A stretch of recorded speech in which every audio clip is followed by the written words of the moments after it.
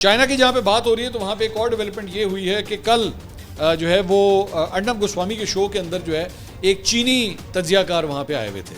तो अच्छा उनसे बड़े तमीज़ के साथ जो है वो बात हो रही थी, जिस तरह नॉर्मली ये लोग पाकिस्तानी तज्जियाकारों से गुफ्तगू करते हैं ना, they were behaving themselves, even Arnab was behaving himself. तो वहाँ पे उन्होंने गुफ्तगू करते हुए जो है जनरल बख्शी जो मतलब तकरीबन एक रेगुलर गेस्ट है अर्नब गोस्वामी के शो में, तो उसने वहाँ पे जो है ना कोई चीन के इलाके वो सिंकियांग के हवाले से बात की। तो उसके ऊपर ये जो चीन के तज्जियाकार थे विक्टर गाओ, उन्होंने कहा कि सिंकियांग कबल मसीह से जो है वो चीन का हिस्सा है। जनरल बख्शी अपनी तारीख दुरुस्त करें, तिब्बत 800 साल पहले चीन का हिस्सा था। दोबारा तारीख पढ़ें, ये बुनियादी तारीखी हकीकत है। मुझे पता है आपने मिलिट्री के बारे में पढ़ा है, तारीख नहीं पढ़ी। तारीखी सियाको सबाक के बगैर मिलिट्री के बारे में पढ़ने से आप बड़े फौजी जनरल नहीं बन सकते।